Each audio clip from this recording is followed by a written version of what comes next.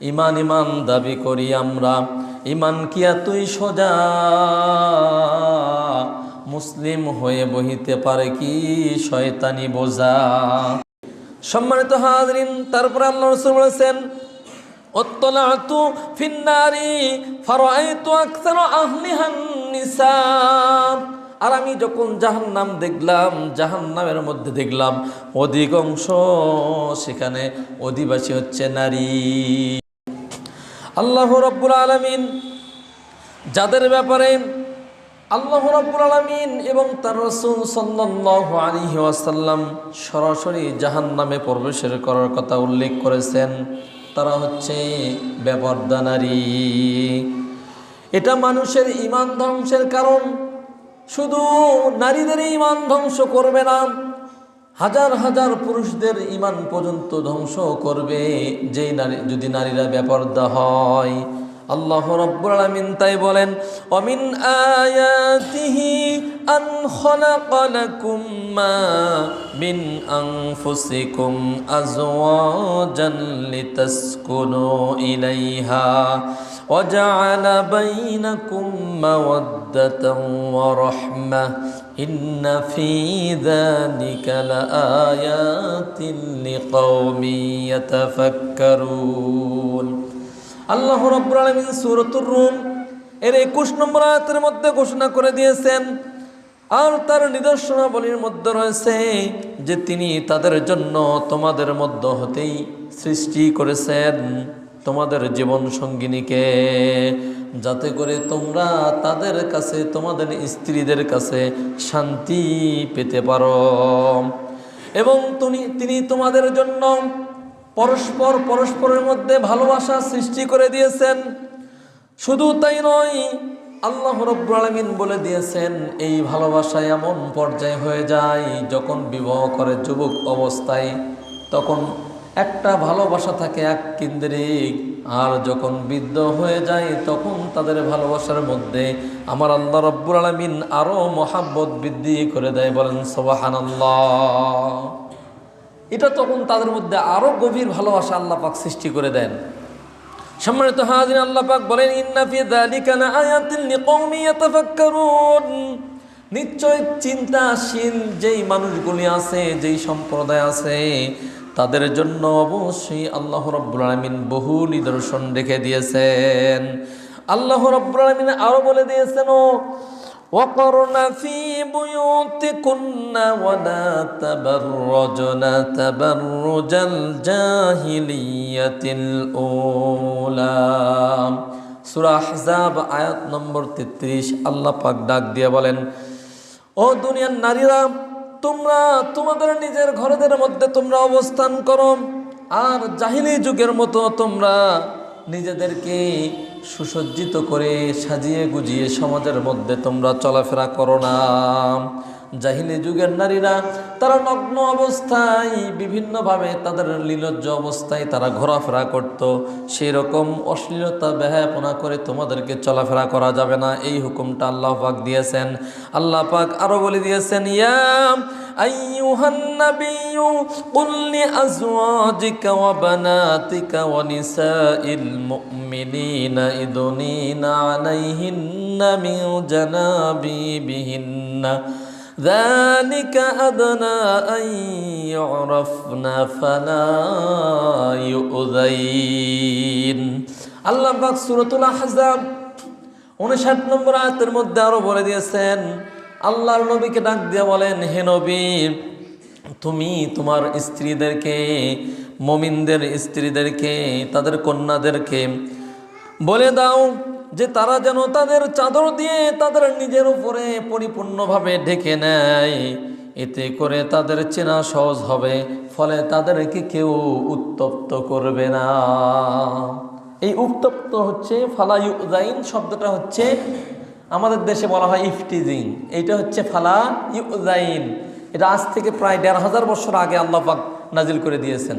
আর কত পরে তো এই ইফতিজিং মানুষ তৈরি করেছেন, মানুষ গবেষণা করে তৈরি করেছেন, কিন্তু কত আগে আল্লাহ রাব্বুল আলামিন বলে দিয়েছেন যে যেই সমস্ত নারীরা তারা পরিপূর্ণভাবে পর্দা করে চলাফেরা করবে তাদেরকে কেউ ইফতিজিং করতে পারবে না, তাদেরকে কেউ উত্তপ্ত করতে পারবে না। সম্মানিত হাজির, কিন্তু আসলে আজকের সমাজে আমাদের ব্যবহার অন্যরকম হয়েছে। একজন পুরুষ হয়ে, একজন পিতা হয়ে, একজন স্বামী হয়ে, একজন কন্যার বাবা হয়ে কি করে তার কন্যাকে পাতলা ওন্না কিনে দিতে পারে, কি করে তার স্ত্রীকে, কি করে তার কন্যাকে বেপরদায় চলাতে পারে। ইমান ইমান দাবি করি আমরা, ইমান কি এতই সোজা? মুসলিম হয়ে বহিতে পারে কি শয়তানি বোঝা? আজকে আমাদের যুগে দেখা যায় মুসলিম বলে দাবি করি, কিন্তু বহু শয়তানি কাজ ওই মুসলমান করে থাকে। সম্মানিত হাজরিন, তাই আল্লাহ পাক নবীকে উদ্দেশ্য করে বললেন, মুমিনদেরকে উদ্দেশ্য করে বললেন, অবশ্যই তোমরা তোমাদের নারীদেরকে, তোমাদের স্ত্রীদেরকে, কন্যাদেরকে বলে দাও তারা যেন পর্দার সহিত চলাফেরা করে। তাহলে তাদেরকে আর উত্তপ্ত করা হবে না, তাদেরকে কেউ ইফতিজিং তাদেরকে কেউ করবে না। সম্মানিত হাজরিন, আল্লাহ রাব্বুল আলামিন আরো বলে দিয়েছেন, وَقُلْ لِلْمُؤْمِنَاتِ يَغْضُضْنَ مِنْ أَبْصَارِهِنَّ وَيَحْفَظْنَ فُرُوجَهُنَّ وَلَا يُبْدِينَ زِينَتَهُنَّ إِلَّا مَا ظَهَرَ مِنْهَا وَلْيَضْرِبْنَ بِخُمُورِهِنَّ عَلَى جُنُوبِهِنَّ। আল্লাহ রাব্বুল আলামিন সূরাতুন নূরের 31 নম্বর আয়াতের মধ্যে ঘোষণা করে দিয়েছেন, হে নবী, তুমি ঈমানদার নারীদেরকে বলে দাও তারা যেন তাদের দৃষ্টিকে, তাদের নজরকে তারা যেন নত রাখে এবং তারা যেন তাদের লজ্জা স্থানের হেফাজত করে। তারা যেন সাধারণত যেই জিনিসগুলো প্রকাশ থাকে তা ব্যতীত তাদের সৌন্দর্য যেন তারা প্রকাশ না করে। তাদের গলা থেকে শুরু করে, মাথা থেকে শুরু করে গলা পর্যন্ত চাদর দিয়ে তাদের পুরো শরীরটা যেন তারা ডেকে চলাফেরা করে।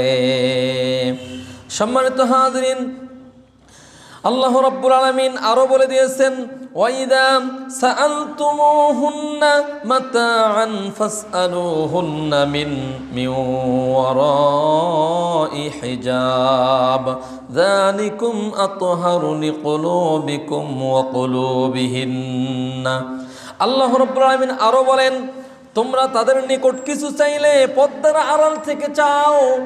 পুরুষরা যদি কোনো কারণে নারীদের থেকে কিছু চায় বা নারীরাও যদি চায়, তাহলে পর্দার আড়াল থেকে চাইতে হবে, এটা ফরজ হুকুম।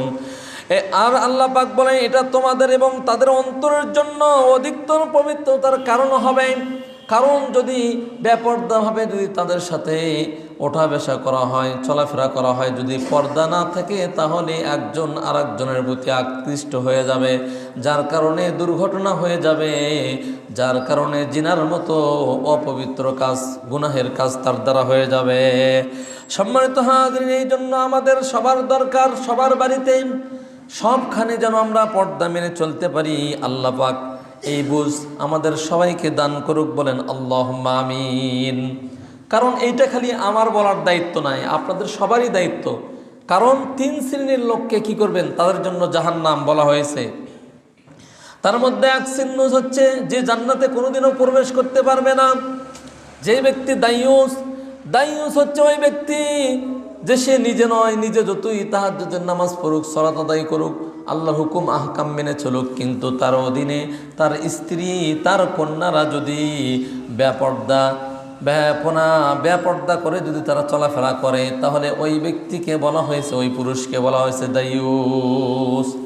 অথচ আমাদের দেশে দেখা যায় নিজে অনেক বড় আবেদ হয়েছে, কিন্তু কন্যাদেরকে ভার্সিটিতে পড়ায় এমনভাবে, শুধু তাই নয়, এমনভাবে চলাফেরা করে, কোনো খোঁজ খবর নেয় না। ভার্সিটিতে থাকা অবস্থায় বিভিন্নখানে পার্কে, বিভিন্নখানে তারা যায়, তাদের বন্ধুদের সাথে বেড়াইতে যায়। অথচ যদি বলা হয়, ও ভাই আবেদ, তুমি তোমার বেটিকে কেন তাদের সাথে পাঠিয়ে দিলে, বলে যে তার সাথে তো তাদের শিক্ষকরা আছে। আসলে জানে না, বিড়ালকে যদি শুটকি মাছ পাহারা দিতে বলেন তো ওই শুটকি মাছ কি বিড়াল খাবে কিনা? খাবে না। যার কাছে যেটা লোভনীয় যেই জিনিস, সেইটা তার সামনে রাখলে কিন্তু খাবেই। তো এই জন্য আমাদের দেশে এই অবস্থা হয়েছে। এখান থেকে আমাদেরকে ফিরে আসতে হবে। আমাদের আল্লাহ রাব্বুল আলামিন দেখেন, একটা মেয়ের জন্য কয়জন বডিগার্ড আল্লাহ পাক রেখে দিয়েছেন। যখন তার বাবার বাড়িতে থাকবে, তার বাবা সব সময় তাকে দেখে রাখবে, তার খোঁজ খবর রাখবে। এটা কিন্তু তার বাবার উপরে দায়িত্ব। বাবা যদি না থাকে বড় ভাই দেখবে। তারপরে যখন বিবাহ হয়ে যাবে তখন তার স্বামী তাকে দেখে রাখবে। তার স্বামী তার জন্য বডিগার্ড হয়ে থাকবে, সব সময় কি করে চলাফেরা করে সেটার নজর লাগবে। তারপরে স্বামীও যদি মারা যায় তাহলে তার বড় ছেলে তার গার্জিয়ান হয়ে যায়। এই জন্য নারী, আল্লাহ রাসূল বলেছেন, কোনো নারীর জন্য উচিত নয় একা একা সফর করা। সম্মানিত হাজরিন, তার সাথে যদি, যাদের সাথে বিবাহ হবে না এরকম ব্যক্তি অবশ্যই তার সাথে থাকতে হবে। তাছাড়া সে একা একা কোনো নারী কিন্তু কি করতে পারবে না, কোনো জায়গায় বেড়াতে যেতে পারবে না, ভ্রমণ করতে পারবে না, সফর করতে পারবে না। অথচ আমাদের দেশে দেখা যায় কিছু কিছু যারা হজ যাত্রী নিয়ে যায়, যারা এই কাজ যারা করে, তাদের মধ্যে অনেকেই আছে উমরা করার জন্য, হজ করার জন্য নিয়ে যায়, যাদের সাথে কোনো মাহরাম ব্যক্তি থাকে না। এদের হজ যে কেমন হবে আল্লাহ পাকই ভালো জানে। আসলে আপনার ফরজ যেটা আল্লাহ পাক হুকুম করে দিয়েছেন এ ব্যতীত কিন্তু হবে না। আল্লাহ পাক একটা বিধান করে দিয়েছেন যে নারী যতই অর্থ সম্পদশালী হোক, তার সাথে যদি মুহররম ব্যক্তি কেউ না থাকে তাহলে তার জন্য হজ করা যাবে না, উমরা করাও যাবে না। সম্মানিত হাজরিন, একটা জিনিস চিন্তা করে দেখুন, রাসূল সাল্লাল্লাহু আলাইহি ওয়াসাল্লাম তিনি বলেছেন, আন আব্দুল্লাহ ইবনে আব্বাস রাদিয়াল্লাহু তাআলা আনহু আনিন নবী সাল্লাল্লাহু আলাইহি ওয়াসাল্লাম ক্বালা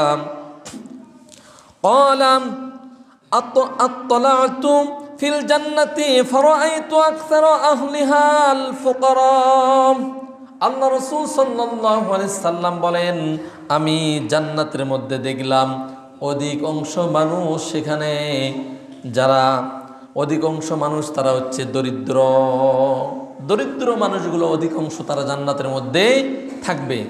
সম্মানিত হাজরিন, তারপরে আল্লাহ রাসূল বলেছেন, আত্তালা'তু ফিন নারি ফারাআইতু আকসারা আহলিহান নিসা। আর আমি যখন জাহান্নাম দেখলাম, জাহান্নামের মধ্যে দেখলাম অধিকাংশ সেখানে অধিবাসী হচ্ছে নারী। এই জন্য নারী নাই কিন্তু জাহান্নামে বেশি হয়েছে। আজকেও দেখেন নারীরা যেভাবে চলাফেরা করতেছে, এরা নিজেরাও জাহান্নামে যাবে, আরও অনেক মানুষকে কিন্তু জাহান্নামের দিকে নিয়ে যাবে। সম্মানিত হাজিরিন, আল্লাহ রাসূল সাল্লাল্লাহু আলাইহি সাল্লাম বলেছেন, ফাত্তাকুদ দুনিয়া ওয়াত্তাকুন নিসা। তোমরা দুনিয়া সম্পর্কে তোমরা সতর্ক থাকো, দুনিয়ার মোহে পড়ে তোমরা তোমাদের জীবনটা বরবাদ করে দিও না। আর তোমরা নারীদের থেকে তোমরা ভয় করো। কারণ আল্লাহ রাসূল বুখারী বর্ণনায় বলেছেন, আমি এরকম দেখি নাই কোনো নারী, যেই নারীটা একজন নারী হওয়ার পরেও পরিপূর্ণ বুদ্ধিমান একজন ছেলেকে অল্প সময়ের মধ্যে ওই ছেলেকে ধ্বংস করে দিতে পারে। এইরকম ছেলেদেরকে, যুবকদেরকে ধ্বংস করতে পারে নারী ছাড়া অন্য কেউ, আল্লাহ রাসূল বলেছেন, আমি দেখি নাই। কারণ নারী আপনার জীবনটা সর্বনাশ করে দিতে পারে। যুবক ভাইয়েরা সাবধান হয়ে যান।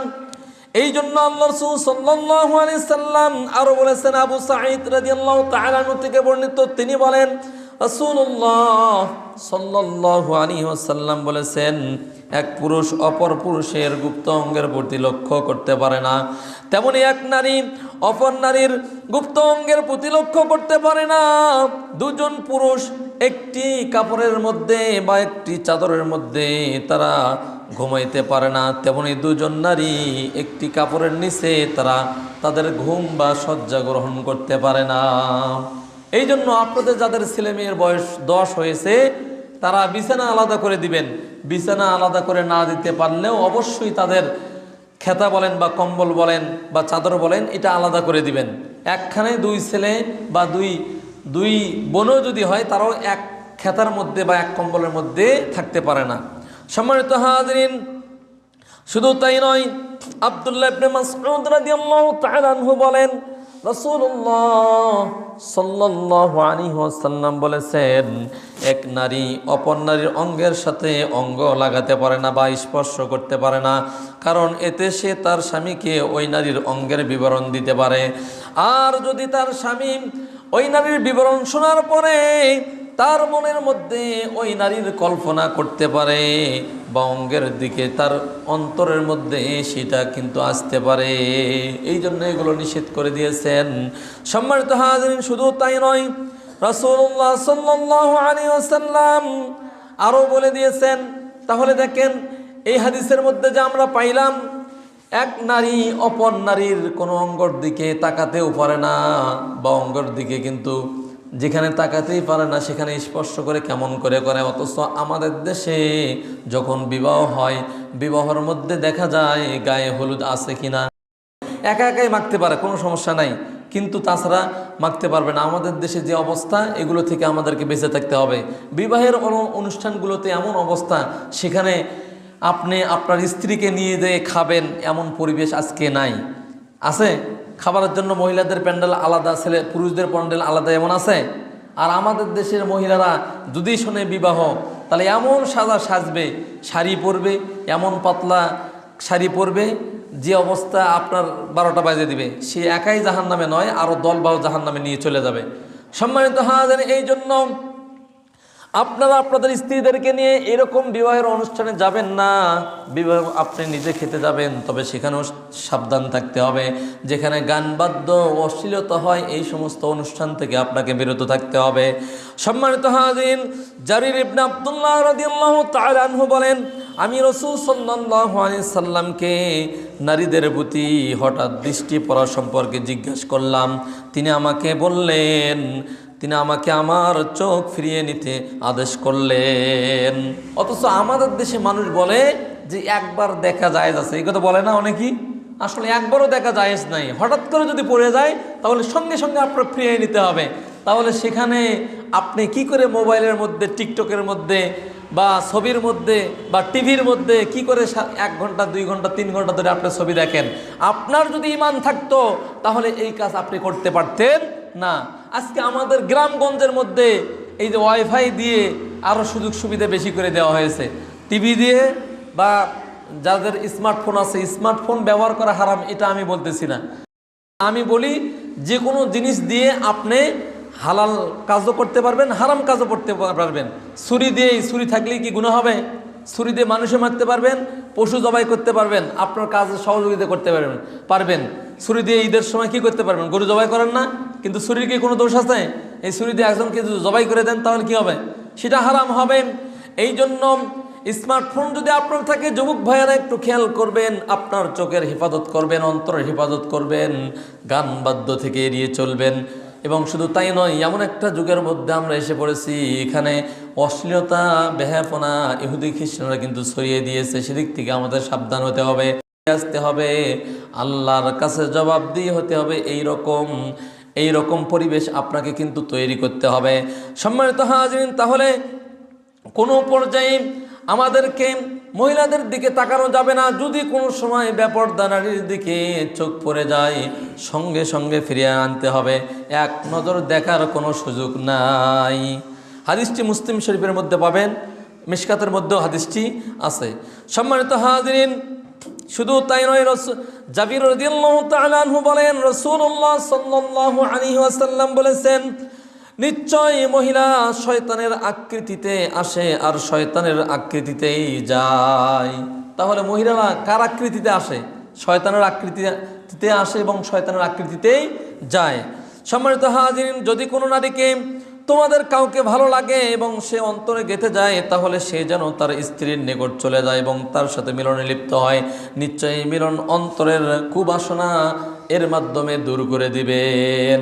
তাহলে যুবক ভাই যারা আছেন, যাদের যুবক বয়স হয়ে গিয়েছে, এরকম যুবকদের যাদের বাবা মা আছে, বাবাদেরকে আমি বলবো যে আপনার যুগ আর এই যুগ কিন্তু এক নয়। আপনি হয়তো বলবেন যে আমরা বেশি বয়স হলে বিবাহ করছি, কিন্তু এখনকার যুগের অল্প বয়সে কেন বিবাহ দিতে হবে, এটা আপনি ভাববেন। কিন্তু আপনার সময় কিন্তু স্মার্টফোন তারা ব্যবহার করতো না, এইরকম অশ্লীলতা সহজেই কিন্তু তারা হাতে পেত না। আজকের জামানায় তারা স্মার্টফোনের মাধ্যমে বিভিন্ন মাধ্যমে তারা কিন্তু এইটা পেয়ে দিয়েছে।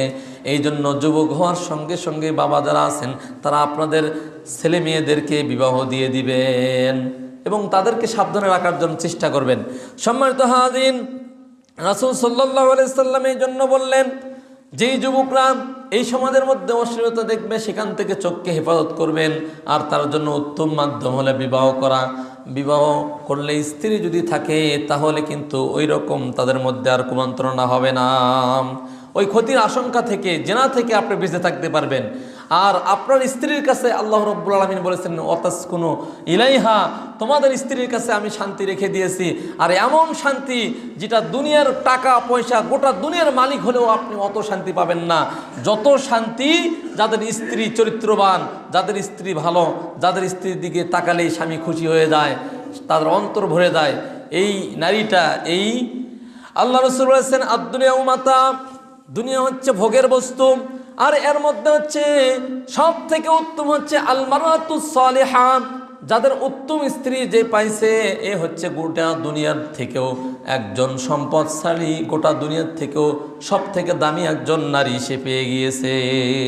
এই নারীর কাছেই আল্লাহ রাব্বুল আলামিন আপনার শান্তি রেখে দিয়েছেন।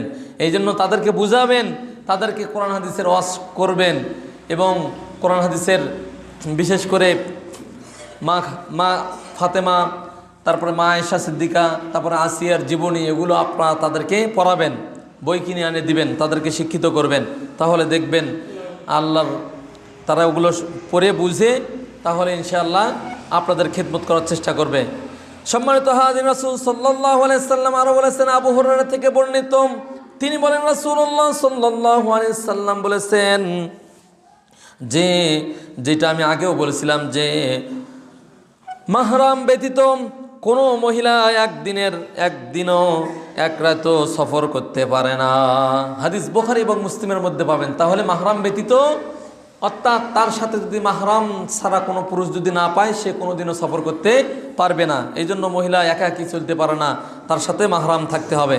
সম্মানিত হাজিরিন, আবু হুরায়রা থেকে বর্ণিত, রাসূল সাল্লাল্লাহু আলাইহি ওয়াসাল্লাম বলেছেন, দুই শ্রেণীর লোক জাহান্নামী রয়েছে যাদেরকে আমি এখনো দেখি নেই।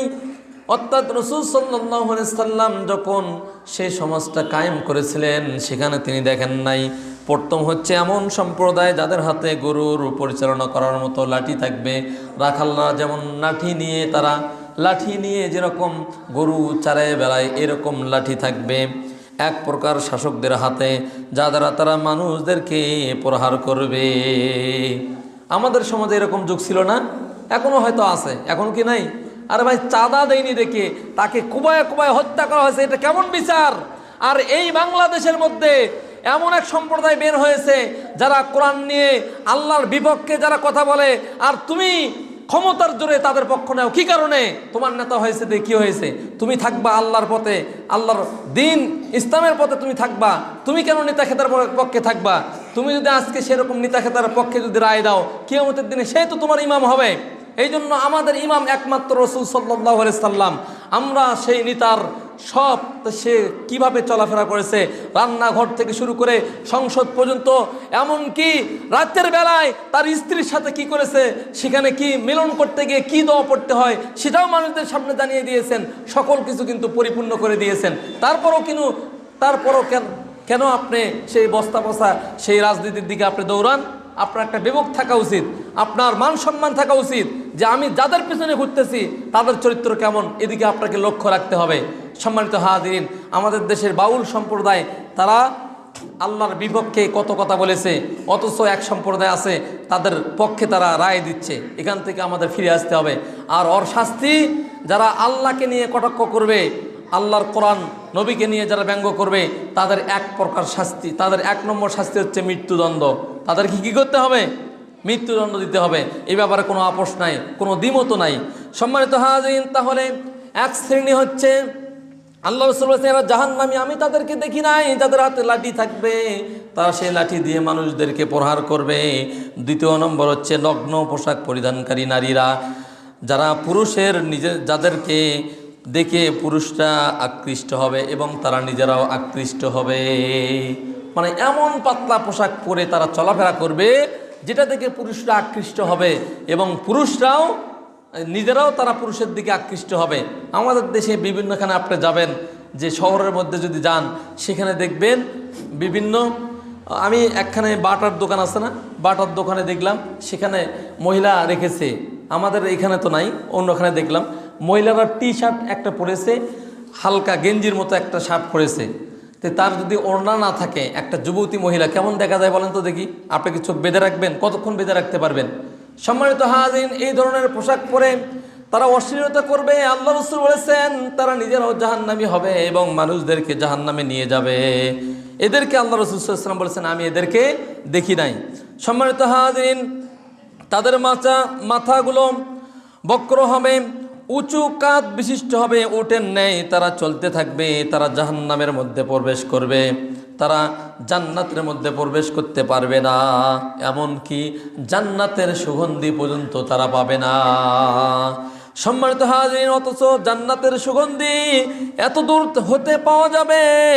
আল্লাহ রাসূল সাল্লাল্লাহু আলাইহি সাল্লাম অন্য এক বর্ণনায় বলেছেন 1 মাসের পথের দূরত্ব থাকা অবস্থায় জান্নাতের সুগন্ধি পাওয়া যায়।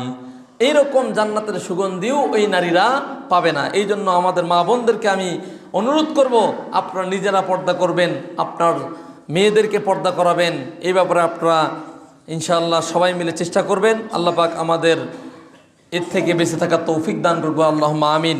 আবু সাঈদ খুদরি রাদিয়াল্লাহু তাআলা আনহু থেকে বর্ণিত, যেখানে বলেছেন যে আল্লাহ রাসূল সাল্লাল্লাহু আলাইহি ওয়াসাল্লাম বলেছেন যে ফাত্তাকুদ দুনিয়া ওয়াত্তাকুন নিসা ফাইন্না আউওয়ালা ফিতনাতি বানি ইসরাঈল কানাত ফিন নিসাই। আল্লাহ রাসূল সাল্লাল্লাহু আলাইহি ওয়াসাল্লাম বলেছেন যে তোমরা দুনিয়া এবং নারীদের থেকে সাবধান থাকো, কেননা বনি ইসরাঈলরা এই নারীদের কারণেই কিন্তু তারা ফিতনার মধ্যে চলে গিয়েছিল। এই জন্য আমাদেরকেও সাবধান হতে হবে, পাশাপাশি আমাদের মা বোন আছে তাদেরকেও তারা যেন পরিপূর্ণ পর্দা করে তারা যেন জান্নাতি হতে পারে। আল্লাহ রাব্বুল আলামিন সে তৌফিক আমাদের দান করুক, সকলে আল্লাহুম্মা আমিন। অনেকগুলো বিষয় আছে, যেহেতু সময় আর নেই আমরা এখানে শেষ করছি। আর আপনাদেরকে আমি অনুরোধ করব, আপনারা নিজেরাও পর্দা করবেন, পাশাপাশি আপনাদের বলবেন যে আমরা কিভাবে পর্দা করব। আমাদের চোখকে নত রাখাই তো আমাদের জন্য সবথেকে বড় পর্দা, এবং শুধু তাই নয়, সবথেকে বড় জিহাদ হচ্ছে আমাদের মনকে বেঁধে রাখা। মন যা চায়, মনের খুশি মতো যারা চলবে তারা জাহান্নামী হবে, আর মনকে বেঁধে রেখে যারা সেইভাবে আল্লাহ এবং তার রাসূলের দেখানো পথ অনুযায়ী যারা চলতে পারবে তাদের জন্য জান্নাতুল মাওয়া আল্লাহ রাব্বুল আলামিন রেখে দিয়েছেন। এই জন্য যুবক ভাইদেরকে বলবো, আপনারা যারা স্মার্টফোন ব্যবহার করেন তারা গজল বা এগুলো শুনতে পারবেন। আর আপনারা খোঁজখবর নেবেন, আপনাদের যাদের মেয়ে আছে ছেলে আছে তাদেরও খোঁজখবর নেবেন, কারণ কুল্লুকুম রাঈন ওয়া কুল্লুকুম রাঈন মাসউলুন আন রাইয়াতিহি। আল্লাহ রাসূল বলেছেন তোমরা প্রত্যেককে দায়িত্বশীল, প্রত্যেককে দায়িত্ব সম্পর্কে কিয়ামতের দিনে কিন্তু জিজ্ঞাসিত হতে হবে। ওই দিনকে ভয় করে আমরা যেখানেই আছি না কেন, একজন পুরুষ হিসেবে আপনার দায়িত্ব আছে, মহিলারা মা হিসেবে তার দায়িত্ব আছে, মা বোনরাও যেন পর্দার সহিত চলতে পারে, তাদের সন্তানাদি তাদের কন্যাদেরকেও যেন পরিপূর্ণ পর্দার সহিত চলাইতে পারে, আমরা সবাই যেন দ্বীনি শিক্ষা অর্জন করতে পারি এবং কোরআন হাদিস অনুযায়ী আমরা যেন আমাদের জীবন গড়তে পারি। আল্লাহ পাক সে তৌফিক আমাদের দান করুক। সুবহানাকাল্লাহুম্মা ওয়া বিহামদিকা আশহাদু আল্লা ইলাহা ইল্লা আনতা